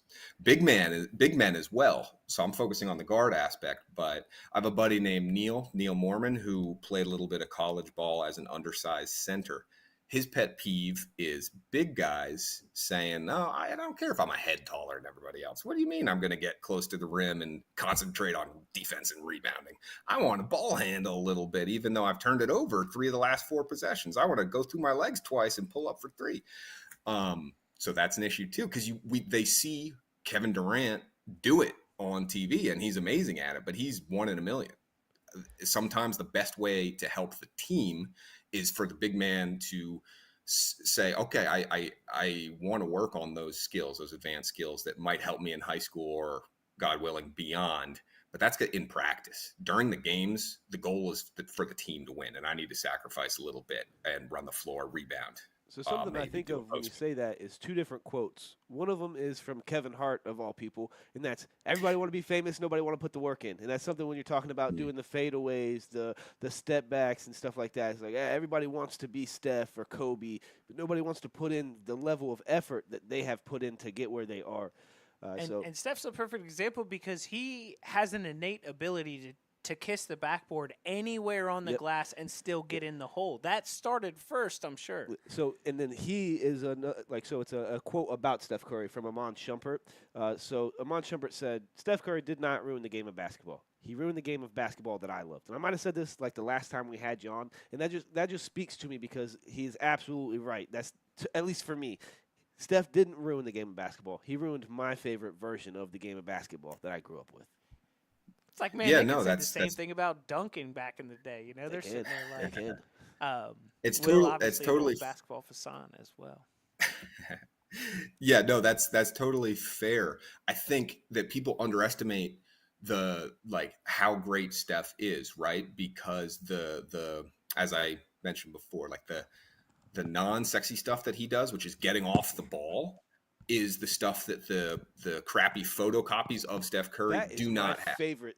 Like his off-ball movement, I've said it all the time. Yeah. That he is one of the best off-ball movers of all time. Like that's how he gets a lot of his Yeah. like, especially in like the playoffs and stuff like that. He will not stop moving. I don't know how he has the energy to run as much as he does and still be able to hit shots. He It's made crazy. us love Dellavedova because he was Yeah. the only one that could do it even for 1 or 2 Yeah, games that, because like, he runs Deli so much. gave everything he had to just keep up with him. Did he get an IV after the He game? did. Was He got that IV coffee, but like it's just Steph is one of the greatest off ball. I'm Yeah. like you said, I was a big, so I like defense and rebounds. Like that's I love it. I was lucky enough to watch Shaq growing up to where I was actually like I loved the aspect of a big man. I wasn't like let me go out here and shoot threes or anything.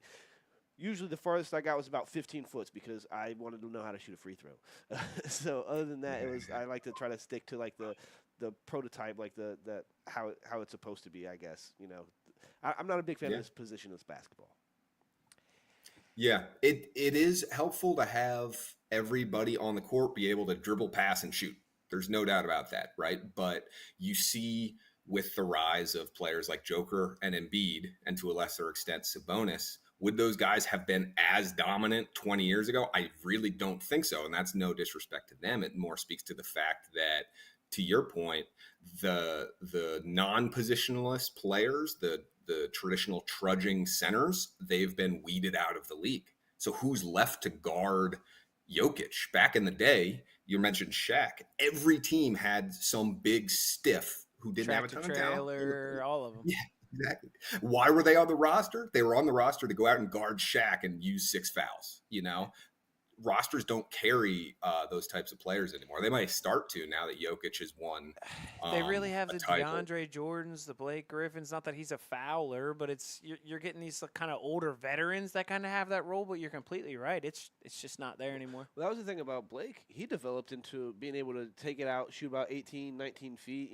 Hit the Yeah. occasional corner threes, top of the key three. So you've seen a lot of these guys that that have been in the league a little while, maybe 10 years, start to kind of change their game, especially if they're big. Where they came in and they were just like 15 foot was their max range. Well, now they're bouncing out to about 3-point. They're doing a little bit more off ball stuff, or not off ball, doing a little bit more less back to the basket stuff, more try to like dribble a little bit and do a little too much with it. We have multiple conversations on just the Sixers and stuff like that because they don't there too many times. It's just pick up your dribble, start moving around, figure out what I'm going to do, and you're just stuck. And it's, to me, no offense, Will, but I mean, you're not an NBA coach. You're not an NBA player. How the hell are you sitting here breaking down perfectly how these players consistently every game for 82 games do the same mishaps? They don't want to change. And I think it's difficult to be an NBA coach. I think it's difficult to be a college coach. I think it's difficult to be a coach, period.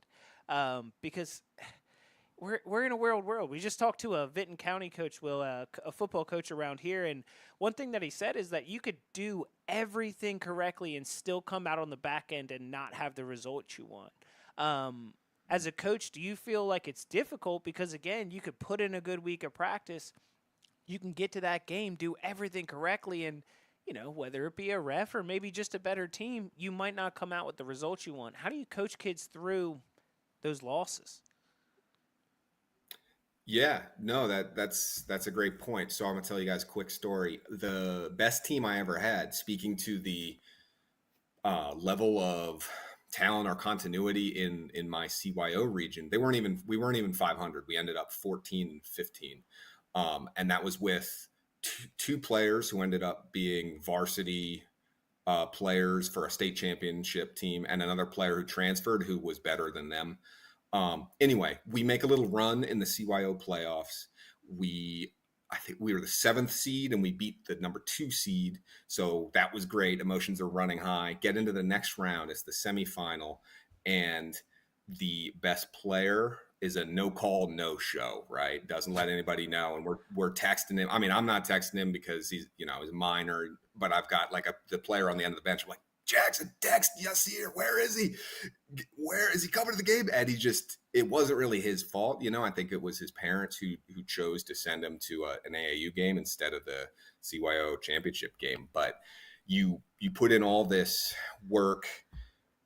You're drilling the boys, you're pumping them up. It was a home game too. And we had the high school teams, all 3 high school teams were obligated to be there. So it was middle school games. Listen, you get the parents, and that's it. You don't get fans. Freshman out games, here. You're lucky to have any of that. Are you kidding me? You're talking high school kids at a middle school game? Hey, well, Vinton County, our high school, like our freshman games were pretty packed because people were trying to get spots for the varsity seats. By default, I would have liked that. by default, we got a little bit of fans, but no, middle school there was parents. There's parents in the stands.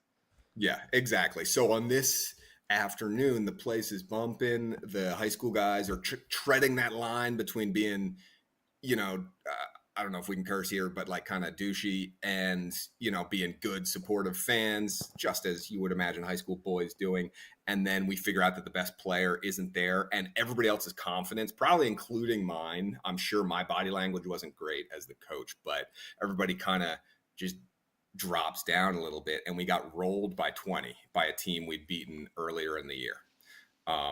So yeah, that was a frustrating one for me. Clearly, I haven't forgotten it. I haven't gotten over it, even though it's been 5 years. And you shouldn't have. Okay, you should have had their backs. You should have looked him in the face and riled him up. Will, I'm telling you what. Was it a Saint? I'm just joking with it, but either way, was it a St. Dennis tournament?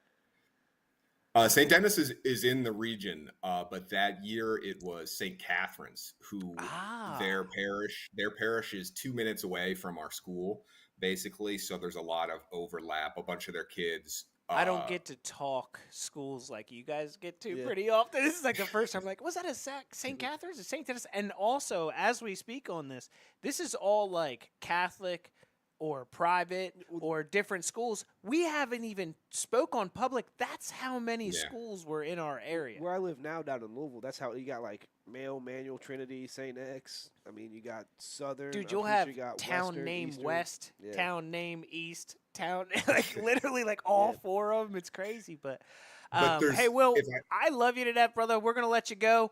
Honestly, man, we got to get him on during the NBA season. I'm glad we got him on, and we actually didn't cut him. We didn't cut him off this time. I love that. It was a great conversation. I'll tell you, Will, it's hard for me. We rectified it and redeemed ourselves. It's hard for me not to jive on him. I'll tell you, I've known this kid my entire life since the get-go. What do you say, 4 or 5 years old? It's really hard to look at him on the other end of this and not just give him the business. But, Will, I love you. It was great to talk to you. Tell Tito I said hi, as well as Maria. We love you. We really want to have you on as much as possible because you speak well and you're a phenomenal guest. So thanks for everything you do. Kisses. Thanks, guys. Keep up the good work. Yeah, give him his roses. I like that. We should start giving roses. I like it. I love you, buddy. I'll talk to you soon.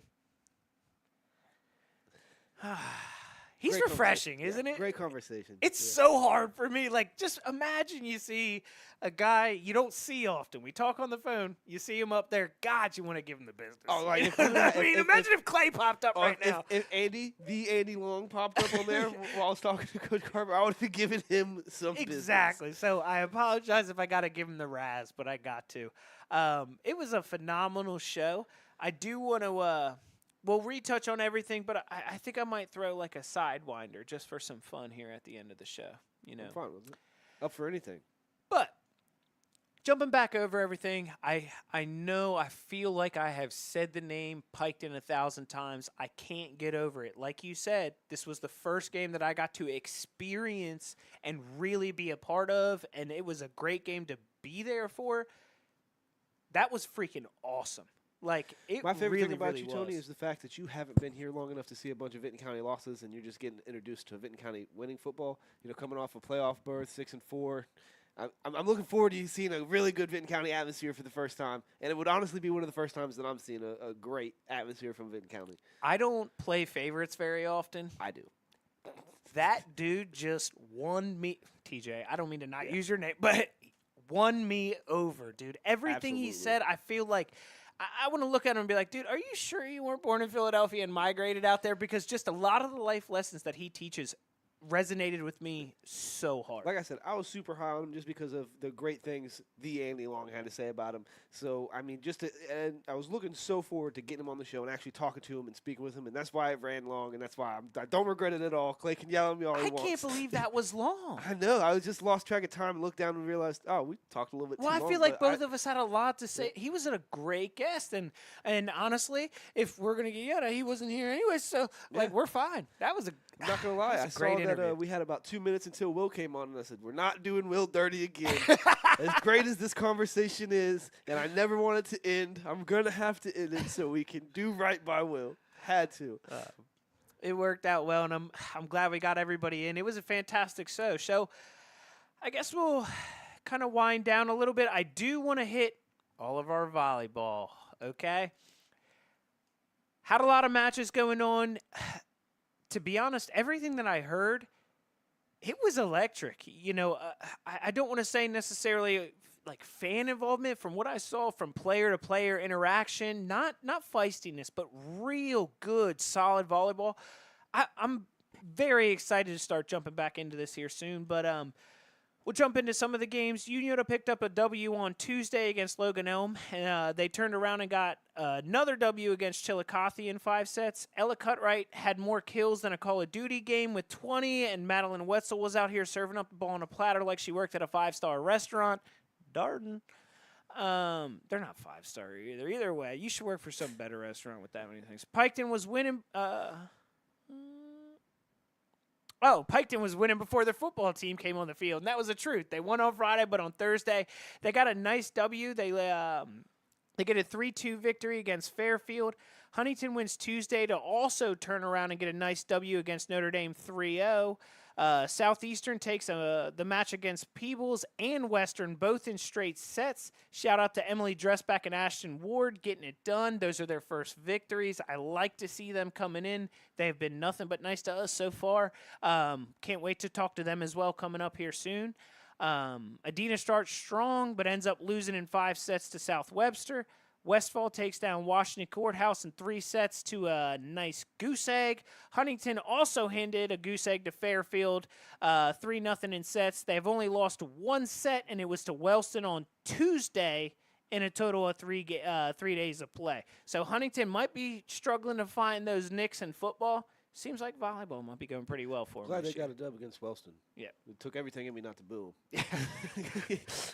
Um, Got no love lost for Wellston. They're just Vinton County's biggest rival. You They got got great to. athletes out there. You got to. Circleville beats St. Trace 3 sets to 1. Headley Matthews legitimately almost dug her way to China with 30. I said 30 digs. That's ridiculous. Dig a tunnel, dig a tunnel.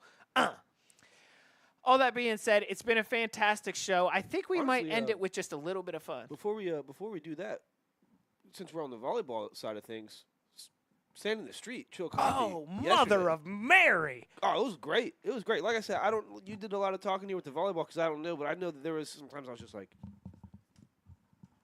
what's going on? What's going on? What's going on? I was extremely impressed with the entire event.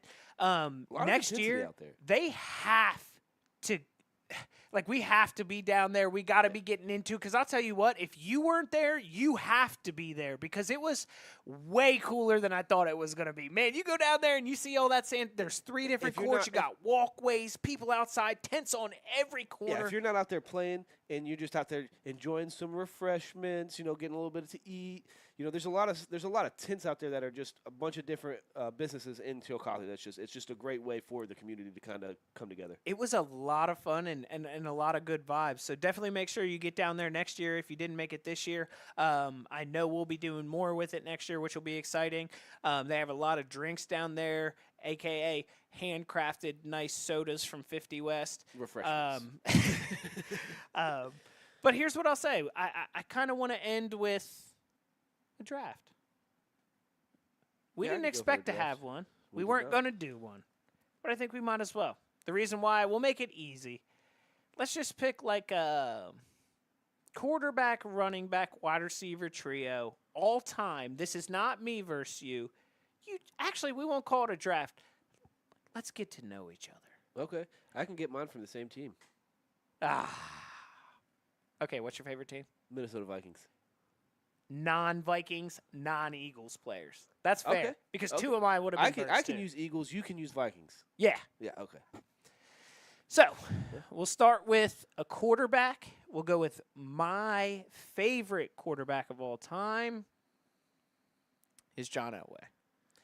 It was tough. I don't have a lot to You're choose going from. NFL because there's 2 different answers between my favorite NFL quarterback and my favorite college quarterback. Now, because we're getting to know each other, it's not a draft. There's not going to be a vote, no poll. Okay, Tell me who you love. It could be Timothy Tebow. it 100% is him. And it should be. It's 100% There's a reason there's a Tebow. statue out there. Yeah.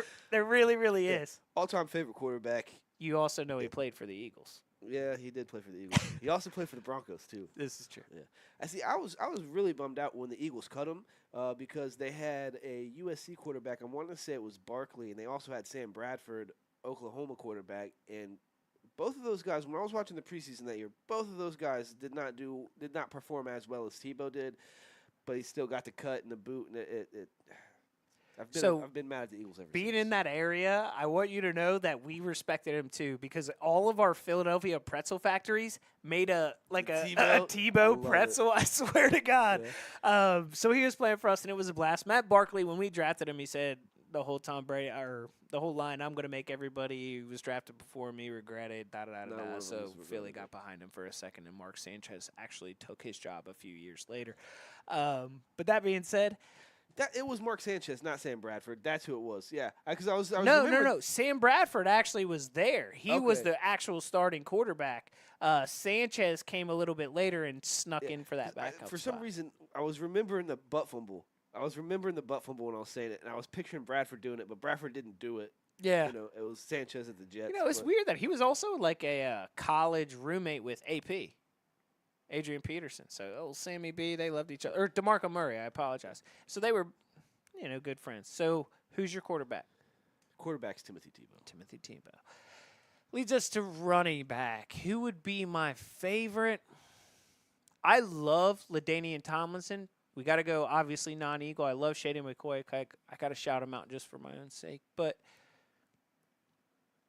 I think I'll stick with him for the main reason of I never really saw somebody have control of all their appendages as well as he did. Like, for you to be able to whip your arm the way he did, and I know he's not a quarterback, but he threw a couple touchdown passes.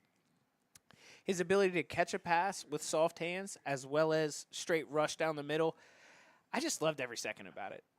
So I think I'll go with him. Yeah. Well, see, now this one's a hard one for me, just because for the longest time, Adrian Peterson was like my favorite running back of all time. I loved him too. I really did. He was just one of those guys that I was like, I just love that high knee, never stop, tire drill mentality, dude. I loved me some AP. Absolutely. I said there's so many guys. Honestly, weirdly enough, I'm gonna have to probably go with. I liked Corey Dillon a lot.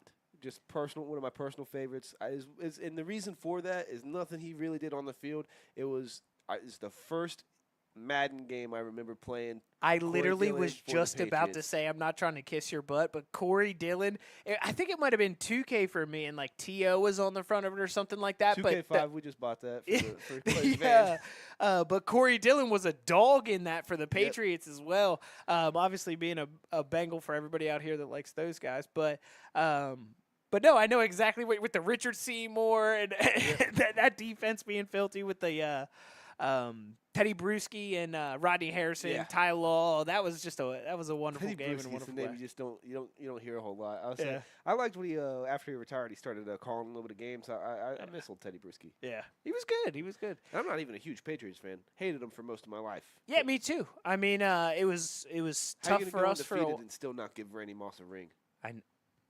Devastating. So the reason why I love John Elway is because I had a poster in my bedroom that my sister got me. It was the 1998 Super Bowl, and it was just that. It was there until I left for college. When I took it off, the entire wall was like miscolored. So I love me some John. The other poster, Randy Moss. Randy How Moss. dare you disrespect him and not Yep. give him that chip?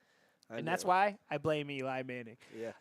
That leaves us. Also, had a little bit of hate for the longest time for the Baltimore Ravens. Did not like Ray Lewis for the longest time, even though he's just an amazing, amazing player, done amazing things on the field. But yeah, I felt that I always used to swear that one was rigged because they had the commercials. Oh, when normal people retire, they throw you a party. When Ray Lewis retires, they throw you a Super Bowl. Well, Randy Moss also retired that year, and he was also in that Super Bowl. So why don't you give him some love? Put some respect on his name. I'm sick of it. Dude, he was. I love it, and obviously Marshall Hurd. So, switching it back to TJ. Yeah. But that being said, if I had to pick my favorite wide receiver, non-Bird, it probably would be Randy. But let's have some fun. Let me spice it up. You know who I've always liked, and obviously we're not going skill, we'll go in fun because I actually met this guy and I think he's great. Is Joey Galloway. Joey Galloway was one of the nicest dudes I ever met in my life, and I always loved the fact that he was a nice, like, Joe Jaravicious, like those guys that are on good teams that, like, are the reliables. It's not necessarily you're the superstar, but you're like, if we go out here, we can guarantee this guy gets 6 receptions for 85 to 110 yards. See, I'm going to pivot. You said, those solid guys on good teams. I'm going the superstar on the bad team. I got a lot of respect for this guy and a lot of love for this guy at my wide receiver since, I can't pick a Viking. I'm going direct conference enemies. Going Megatron, Calvin Johnson. Just absolute freak of nature. I love him. Yeah. Like I always did because we spoke on Steph Curry earlier. I feel like one thing with him is that he would throw up a shot, and I'd look at my buddy and be like, no way that goes in. He made the last one, and he would still do it. Megatron, they'd toss it up to him, and I was like, there's no way he gets it again. They know what they're about to do. Still got it every time. Like, he was a different type of dude, and it's sad that he wasn't around longer. Honorable mention for my quarterback being Matty Statty. I always call him Matty Statty because Stafford is just padding the stats. I mean, he is a gunslinger. I love Matthew Stafford. I was glad he got a ring. Hated that it was with the Rams. Not a huge Rams fan. Honestly, kind of despise the Rams, but that's neither here nor there. Yeah, it's not really my forte either. But I think we had a great show today, and I'm telling you what, guys, like, we are excited to keep things going. Piketon, I know I have to thank you again. When we were leaving, my heart was so warm. Everybody shouting out to us, appreciation, all of those things. Like, I can't even explain how that felt for me and all of us here. I really hope we get to keep doing all of this stuff with you guys, and we can't do it without you. So please, please keep watching, and honestly, we'll see you soon. We'll be out at Unyoda Waverly this weekend. We'll see you Friday, and I'll tell you what, are you excited? Oh, I'm excited. I'm real excited. But we might end up seeing him Wednesday because we got the Ride the Waiver Wire show coming out as well. So, I don't know if it's going to be me and you or if it's going to be me and Clay. Could be me and Andy. Could be me and MVD. We'll see. We'll see what happens. But Bunch of wild cards on this show. Yeah. But I will say one thing. You might need to get a written pen letter thanking Newt Hoops for the elite things that he has been doing the past 2 weeks in Absolutely. fantasy. Absolutely. Good God. Like, you at least owe him a good stern handshake eye to eye because that man is putting up some points. He absolutely is. But that being said, Wednesday, Wednesday. what time can they look for it? What do you say, around 9 o'clock? I think so, yeah, like right around 8 or 9, yeah. 8, 9 o'clock. Check it out. I'm telling you, we've been keeping up with it. It's difficult. It's hard to get all these stats and things like that, but we'll have them out by then. And when we do, to be honest with you, keep up with us. Have fun. There's no betting. There's nothing like that. But check it out on Wednesday. And honestly speaking, Stats were supposed to already be out. The commissioner of the league, whoever that guy is just on vacation. I was mode trying right to now. give you a buffer. Yeah, he's kind of on vacation mode right now. He took about 10 days off to make sure he was available for the first two game day shows. So I will be better. I will be better. It's all good. And again, keep up with us. We love every one of you guys. We had some great guests today. If you tuned in late, go back and check them out. But thank you for tuning in for another episode of Ride the Wave Show.